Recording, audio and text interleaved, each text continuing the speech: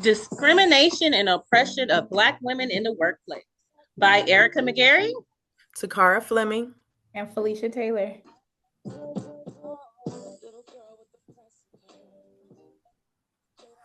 Recognition that we are all.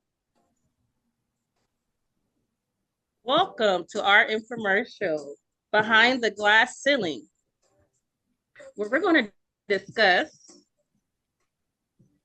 today and explore the sociology that helps us understand the discrimination and oppression of Black women.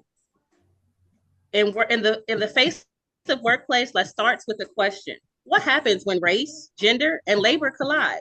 The answer lies at the heart of sociology. Let's hear from Kimberly Crenshaw.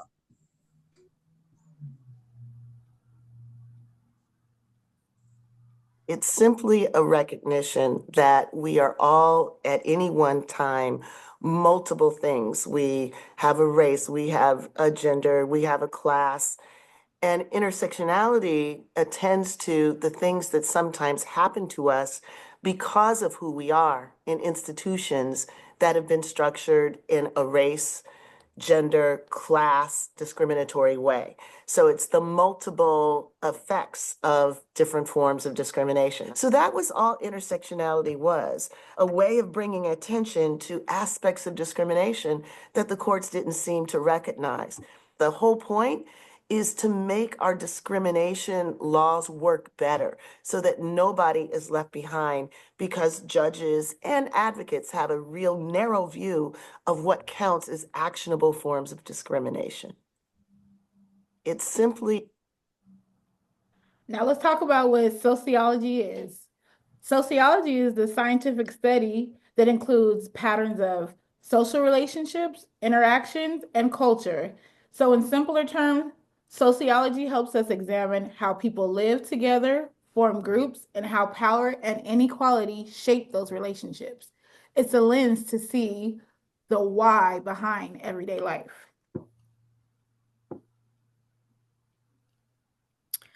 Sociology is a key branch within social sciences, working alongside disciplines like psychology, anthropology, and political science. While psychology focuses on individuals, sociology zooms out to focus on groups and systems.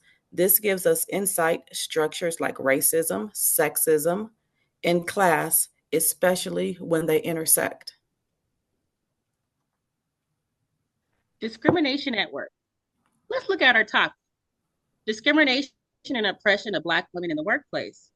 Black women experience the highest rates of double discrimination due to both race and gender. Can you believe that? They're underrepresented in leadership, face wage gaps, and endure stereotypes like being labeled angry or aggressive. These challenges aren't just personal, they're deeply systemic. They are. So let's talk about the functionalism perspective. Functionalists see society as a system where each part has a role to play. In this view, institutions and behaviors maintain stability, but functionalism can fall short.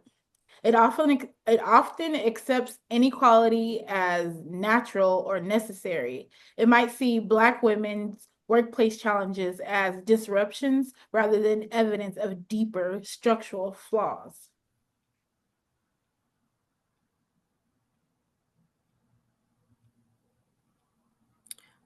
Let's see. So across the race and ethnicity and persistent wage gap. So it's just a chart here just showing the wage gaps between men and women. So conflict theory, on the other hand, sees society as a struggle between groups over power and resources. The paradigm highlights how capitalism and patriarchy reinforce the inequality. Black women are often paid less, passed over for promotions, and marginalized in decision making, not by accident, but by design. Conflict theory demands question who benefits from the current structure. So let's talk about symbolic interaction view. Symbolic interaction focuses on the small, how language, symbols, and just day-to-day interaction shape our understanding. In the workplace, this might mean assumptions that Black women are intimidating or their ideas being dismissed in meetings. These stereotypes, reinforced by media and culture, create barriers for us that go beyond job descriptions. So basically saying like we're angry Black women. Right. And that's totally not the case. Definitely not. Exactly. Now let's compare these paradigms.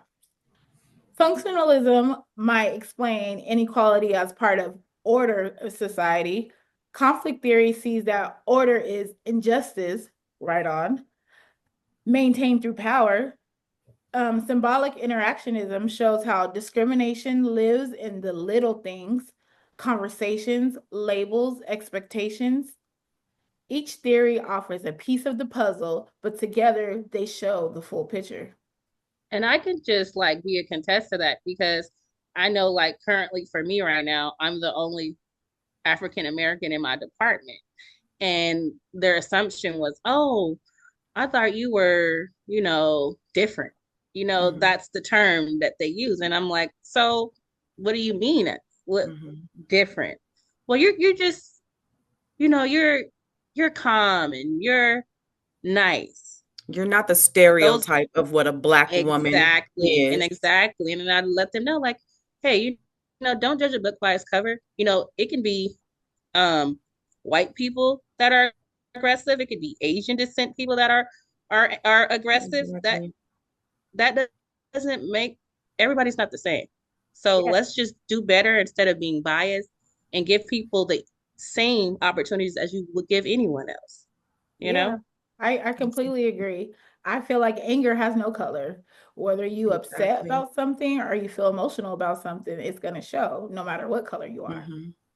And we know that by being nurses. I mean, you go into different patients' rooms, everybody is angry.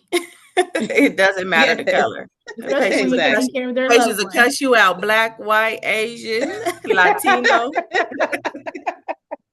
Definitely. And when you draw in the blood, all of our blood is the same running through our veins. Exactly. When you need that blood transfusion, you don't ask, did it come from a Black person? Exactly. Exactly. You don't care if it's polka dot, purple, yellow, or green. Just give it to me. Exactly. So my favorite slide, call to action. All right. Now what? Sociology just doesn't explain the world. It helps us change it.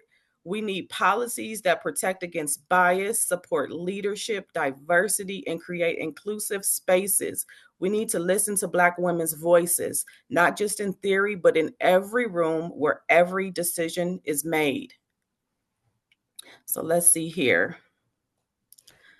So we just have a clip here by Bell Hooks. There must be a paradigm, a practical model for social change that includes the understanding of ways to transform consciousness that are linked to efforts to transform structures. She couldn't have said it better. Yes, we all have to get on one accord.